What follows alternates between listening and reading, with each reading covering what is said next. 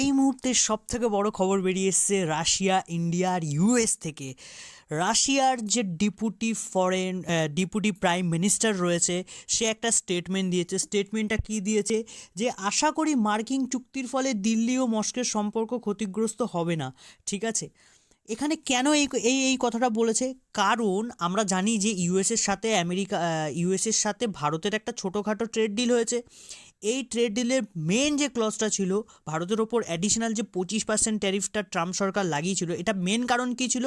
যে ইন্ডিয়া রাশিয়ার থেকে সস্তায় তেল কিনছে। এই কারণে ট্রাম্পের মনে হয়েছে যে ইন্ডিয়া রাশিয়ার ইউক্রেন ওয়ারকে ফান্ডিং করছে ইনডাইরেক্টলি। এই কারণে ট্রাম্প সরকার ইন্ডিয়ার ওপর 25% ট্যারিফ দিয়েছিল। কিন্তু এটা পরে যখন ট্রাম্প সরকার যখন দেখলো যে ইন্ডিয়া রাশিয়ার থেকে তেল কেনা বন্ধ করে দিয়েছে, এবং ট্রাম্প সরকারের যে বড় বড় মন্ত্রীরা ছিল তারা স্টেটমেন্ট দেওয়া শুরু করেছিল, তখন ট্রাম্প সরকার একটা ছোটোখাটো ডিল করে ইন্ডিয়ার সাথে, ট্রেড ডিল যেটাকে বলছে। এখনও মানে সিগনেচার হয়নি, কী এখনও ডিলের কী বৃত্তান্ত আছে সেটা আমাদের সামনে আসেনি। যাই হোক, এই কারণ নিয়ে রাশিয়ার যে ডেপুটি প্রাইম মিনিস্টার রয়েছে সে ইয়েটা দিয়েছে, এই স্টেটমেন্টটা দিয়েছে। ভাই দেখো, রাশিয়ার দিক থেকে ভাবতে গেলে রাশিয়া কিন্তু ঠিক, আবার ইন্ডিয়ার দিক থেকে ভাবতে গেলেও ইন্ডিয়ার ঠিক। জিও পলিটিক্সের সবসময় একটা জিনিস সবাই মাথায় রাখবে, যে পার্মানেন্ট কেউ কারো বন্ধু হয় না, পার্মানেন্ট কেউ কারো শত্রু হয় না। এখানে সব দেশ সবার ইন্টারেস্ট দিয়ে চলে। দেখো, বিগত রাশিয়া ইউক্রেনের যুদ্ধ স্টার্টিং হওয়ার পর ইন্ডিয়া কিন্তু প্রচুর পরিমাণে যে রাশিয়ার এনার্জি রয়েছে, এনার্জি সেক্টরগুলো রয়েছে, যেমন তেল, গ্যাস, হ্যান ত্যান যেগুলো আছে, ওগুলোর ওপর কিন্তু রাশিয়া প্রচুর পরিমাণে ইন্ডিয়াকে ডিসকাউন্ট দিয়েছে। রাশিয়ার যে অয়েলের মেন খরিদ্দার কিন্তু চায়না, তারপরেই কিন্তু ইন্ডিয়া। আর ইন্ডিয়ার অনেকটা ডিপেন্ডেন্সি কিন্তু রাশিয়ার উপর চলে গেছে। ঠিক আছে, এবং রাশিয়া ইন্ডিয়াকে প্রচুর সস্তায় তেল দিয়েছে, এবং রাশিয়ার যে ইকোনমি সেটা কিন্তু চায়না আর ইন্ডিয়ার দমেই কিন্তু পুরোপুরি চলছিল রাশিয়া ইউক্রেন যুদ্ধটা। তো এই স্টেটমেন্টটা দেওয়ার পিছনে কিন্তু কারণ আছে। এবং এটার পরে রাশিয়ার যে বিদেশ সচিব রয়েছে, ঠিক আছে, সে একটা স্টেটমেন্ট দিয়েছে যে আমেরিকা কিন্তু ভারতকে ব্যান করার চেষ্টা করছে রাশিয়ান অয়েল থেকে। কারণ আমেরিকা মনে করছে যে রাশিয়া ইউক্রেন যুদ্ধতে তোমার এই ভারত ফান্ডিং করছে। কিন্তু এটা পুরোপুরি আমেরিকা কী থিঙ্কিংয়ে চলে আমরা জানি না। যাই হোক, এখানে আর একটা ঘটনা হয়েছে, এই কারণে এই স্টেটমেন্টটা আরও বেরিয়ে এসছে, যে নিরাপত্তা ঝুঁকিতে মালিতে একটা লিথিয়াম আয়ন প্রজেক্টের জন্য রাশিয়া ইন্ডিয়াকে ইনভাইট করেছিল, এবং ইন্ডিয়া প্রথমে রাজি ছিল যে হ্যাঁ আমরা করব। কিন্তু এখানে ইন্ডিয়া কিছুদিন একদিন আগে একটা খবর বলে দিয়েছে রাশিয়াকে, যে নিরাপত্তা ঝুঁকির কারণে ইন্ডিয়া সেই ডিলটা মানে এই মালির প্রজেক্টটাতে থাকবে না।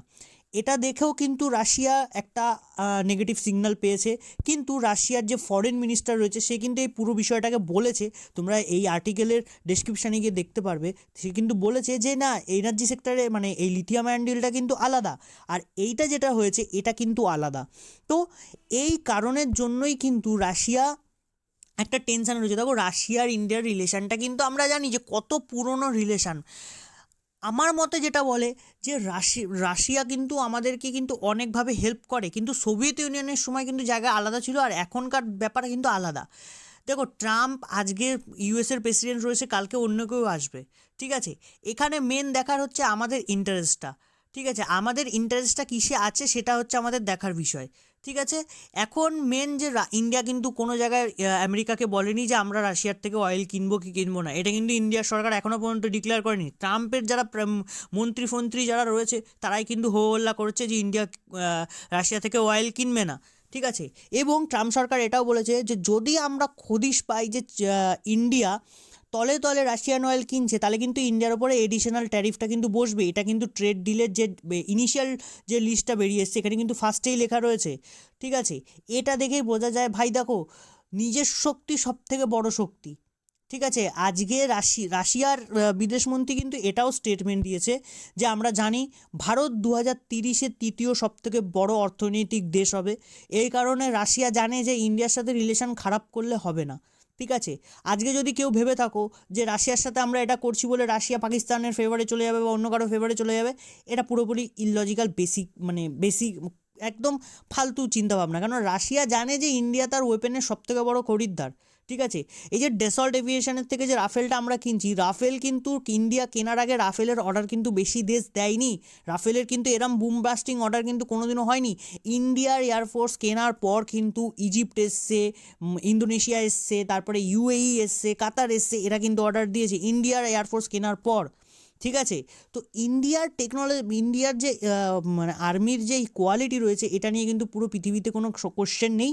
ঠিক আছে, এবং রাশিয়ার ইন্ডিয়ার রিলেশনটা আরও কি আপডেট বেরোচ্ছে সেটা যদি জানা হয়, তো তোমরা প্লিজ আমার চ্যানেলটাকে সাবস্ক্রাইব করে দাও। ততক্ষণের জন্য জয় হিন্দ, বন্দে মাতরম।